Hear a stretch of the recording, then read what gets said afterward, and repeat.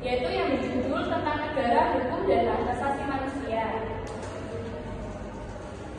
Sebelumnya saya ingin perkenalkan dulu tentang nama-nama dari kelompok kami, yaitu saya sendiri yang pertama, Helda Katalvia, dengan NIM 212010200011. Lalu teman-teman saya, perkenalkan, nama saya Rati Bulandari, NIM 2120102009.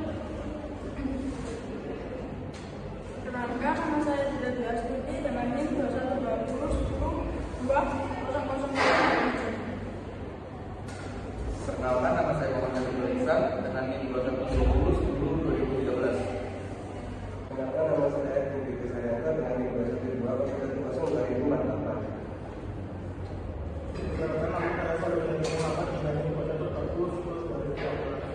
baik, mungkin itu perkenalan dari kelompok kami beserta NIM-nya. Selanjutnya saya ingin menjelaskan tentang pengertian dari negara hukum.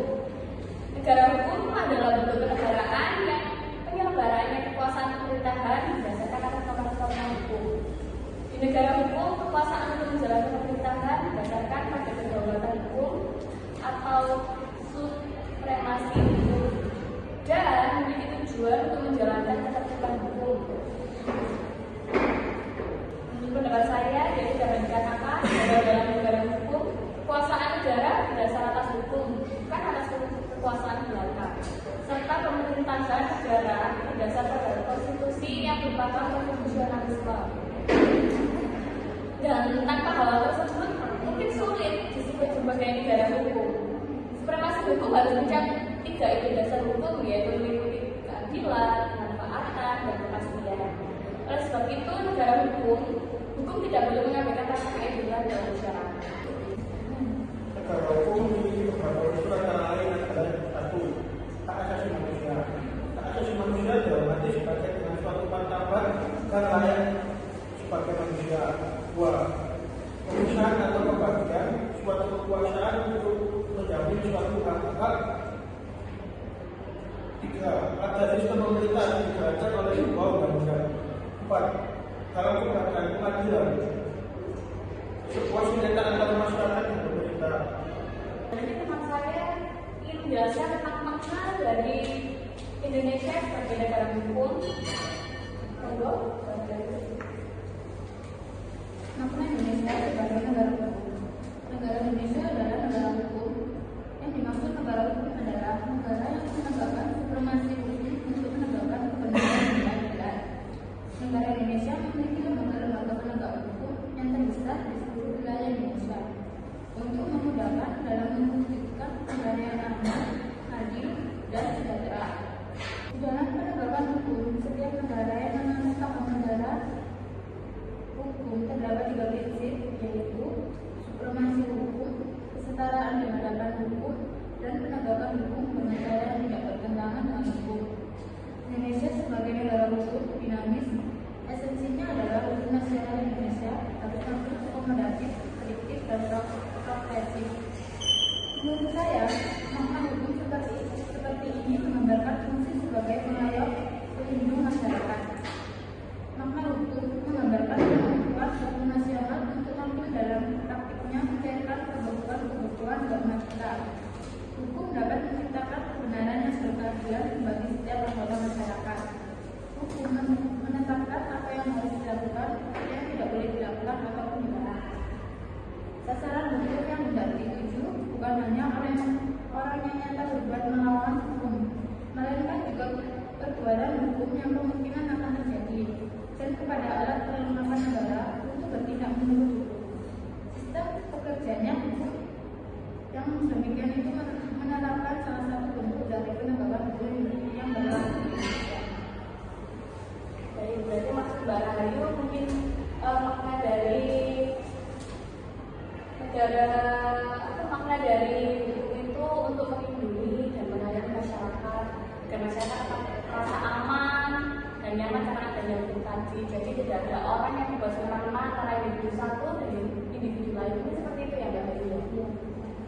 Baik, selanjutnya mungkin pembahasan lain yang ingin disampaikan oleh Mbak Sinta, yaitu tentang negara hukum dan hak asasi manusia. Sebenarnya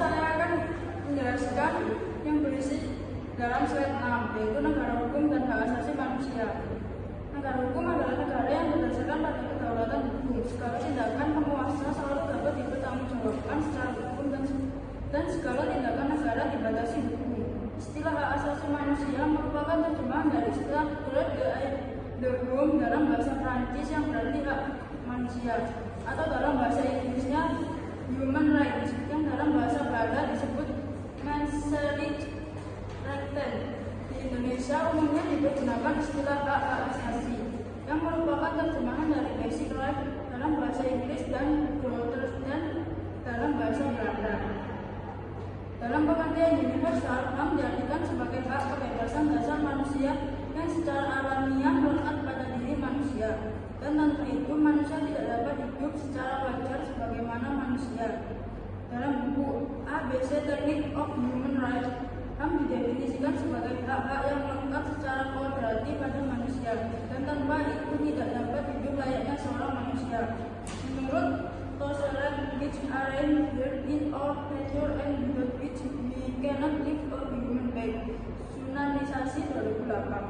Jadi mungkin menurut Mbak Dita, yaitu negara itu berdasarkan pada kedaulatan hukum. Segala tindakan penguasa itu selalu dapat dipertanggungjawabkan dari ya Mbak ya. Secara hukum dan secara tindakan negara dibatasi oleh hukum tersebut gitu. Mungkin selanjutnya, slide selanjutnya yaitu pembahasan tentang Saya akan berbicara tentang jenis-jenis hak asasi manusia. Yang pertama, hak asasi manusia yaitu yang pertama dibagi menjadi beberapa bagian, yaitu hak untuk hidup yang pertama, untuk yang kedua hak berkeluarga dan melanjutkan keturunan, dan yang ketiga hak mengembangkan diri, dan yang keempat hak untuk memperoleh keadilan. Kelima yaitu hak atas kebebasan pribadi, dan hak atas rasa aman, hak kesejahteraan. Yang selanjutnya yaitu hak dalam bidang ekonomi, hak atas wanita, dan hak atas anak. Sekian yang bisa saya sampaikan untuk mengenal beberapa jenis-jenis hak asasi manusia yang ada di Indonesia. baik. Jadi seperti itu menurut Pak Rudi. Jadi tidak ada perbedaan. Setiap manusia itu punya hak dilindungi oleh pilar hukum. Entah itu anak-anak, wanita, lalu dan beberapa tadi yang disebutkan oleh Mas Edwin. Selanjutnya yaitu mungkin teman saya ingin menyampaikan materi selanjutnya yang berjudul tentang kasus pelanggaran hak asasi manusia di Indonesia. Baik, silakan. Kasus pelanggaran hak asasi manusia di Indonesia. Contohnya peristiwa Tanjung Priok. Peristiwa Tanjung Priok merupakan satu di antara contoh kasus pelanggaran HAM di Indonesia yang cukup terkenal. Kasus ini terjadi pada 1944 di antara aparat dengan warga sekitar. Pemicu peristiwa terjadi akibat masalah sara dan unsur politis. Warga sekitar melakukan demonstrasi pada pemerintah karena menolak pemindahan makam keramat Priok. Hal ini memicu bentrok antara warga dengan anggota polisi dan TNI. Diperkirakan ratusan korban meninggal dunia akibat kekerasan dan penembakan akibat bentrok yang terjadi. Sekian dari saya kasus tentang Tanjung Priok. Mas Isna menjelaskan tentang salah satu kasus pelanggaran hak asasi manusia tentang yang ada di Indonesia, yaitu tentang tadi yang seperti disebutkan. Lalu selanjutnya kasus pembunuhan Rasina, ada yang bisa menjelaskan? Selanjutnya saya akan menjelaskan tentang kasus pembunuhan Marsina. Kasus pembunuhan Marsina terjadi pada 3 sampai 4 Mei 1993. Marsina merupakan seorang pekerja dan aktivis wanita yang bekerja di PT Atur Putra Surya Borong. Berawal dari aksi mogok yang dilakukan oleh Marsina dan buruh lainnya yang menuntut kepastian pada perusahaan yang telah melakukan PHK mereka tanpa alasan. Setelah aksi demo tersebut, Marsina yang menjadi aktivis buruh ditemukan tewas 5 hari kemudian. Ia tewas di kawasan hutan Wilangan, Nganjuk, Jawa Timur, dalam kondisi mengenaskan. Kasus pelanggaran HAM ini pun belum bisa diselesaikan dan menjadi misteri sampai sekarang. Rasina, jadi mereka ya di Indonesia ini pelanggarannya. Mungkin ada pendapat dari teman-teman saya tentang materi yang kita sampaikan ini tadi. Ada ada yang ingin sampaikan pendapat atau tentang baik Mas Lailus? Menurut saya, seharusnya sikap kita sebagai mahasiswa dalam menegakkan HAM di lingkungan kampus yaitu dengan cara kita tidak membeda-bedakan suku, ras, agama untuk berteman dan menghormati semua warga kampus dan menghargai pendapat orang lain, dan kita harus berperilaku sopan dan tidak semena-mena. Jadi di lingkungan kampus itu tidak boleh itu ya Mas ya, tidak boleh beda-bedakan antara teman satu, Ya. teman lain, teman putih, teman hitam. Orang gendut, orang kurus itu sama. Orang gila, orang waras sama. Baik. Lalu tidak ada tambahan lagi mungkin Mbak Dita? Saya akan menambahkan tentang kasus pembunuhan dari Marsina. Tadi dijelaskan kasus pembunuhan Marsina ini merupakan seorang pekerja dan aktivis wanita yang bekerja di PT Putra Surya Bohong. Berawal dari aksi mogok yang dilakukan oleh Marsina dan guru lainnya yang menuntut kepastian pada perusahaan yang telah melakukan PHK mereka tanpa alasan. Nah, seharusnya Marsina ini bisa mendapatkan hak yaitu memperoleh keadilan, karena dia ini kan menuntut keadilan. Benar. Dan dia ini ditemukan tewas 5 hari setelah melakukan aksi demonstrasi. Dan dia ini kan seorang wanita, seharusnya kan dia juga memiliki hak atas wanita tersebut. Ya, dan kasus ini pun sampai sekarang masih simpang siur, masih belum tahu kejelasannya. Belum ketemu bagaimana lanjutnya dari Marsina tadi. Iya, seharusnya kan polisi atau perusahaan itu bisa memberikan kita kejelasan tentang kasus dari pembunuhan Marsina ini. Kan kita nggak tahu ya, bisa jadi ini dari perusahaan atau dari orang luar atau dari pemegang saham kan. Petinggi-petinggi tersebut yang membayar polisi untuk tidak membuat kasus dari Marsina ini. Maka sampai saat ini kasusnya itu belum ada. Ya, seharusnya kan polisi juga bisa itu apa? Dia bisa netral gitu. Dia tidak boleh memihak salah satu pihak yang tinggi yang mempunyai wewenang. Nah, mungkin karena ada unsur Cuan. uang. Iya, apa Mas Lailus? Pengacara Nah, mungkin ada pengajar. Mungkin ada Apa Mas Lailus? mungkin ada pengancaman dari pihak atasan. Nah, jadi kan apapun juga takut untuk mengungkapkan Marsina ya yang dibuka. kan di Indonesia kan sekarang Ada uang, ada Tidak ada. biasanya kan tidak ada. Ada Ya. aksi, ada komisioner. Nah, Kita Kan itu kan tidak saya salahkan. katakan itu kan adanya dua. Nah, Orang hukuman aja bisa ditebus. nah, itu sampai Pak. dan sel orang-orang petinggi pun Nah, bahkan ada salah satu jabat yang selnya itu dia diklasifikasi. sensor mau jabatnya. Dia di dalam sel dia sendiri punya TV, ada AC, kamar di dalam, kulkas, Tempat tidur yang dan dia pernah diwawancara di salah satu stasiun televisi. baik. Jadi sampai detik ini pun polisi itu petinggi-petinggi aparat itu masih kalau ada uang, pasti ada perlindungan. Seharusnya kan polisi ini sebagai salah satu yang bisa menegakkan HAM di Indonesia. Jadi sampai detik ini pun manusia yang kata yang hidup itu adalah pilarnya manusia itu dapat perlindungan antara anak-anak ataupun tidak pandang bulu, tapi ternyata tidak semua masih pandang bulu antara anak yang kecil dan anak yang biasa. Ini pasti salah kan? Saya akan menambahkan di jenis hak asasi manusia yang contohnya memperoleh keadilan. Pengalaman saya pribadi itu ketika ada rombongan misalnya pawai, rombongan mobil lewat, itu kan biasanya ada kawalan polisi. Orang kayak di jalan itu serasa itu jalan miliknya sendiri, padahal kan kita pengguna jalan kan Nonton dan sama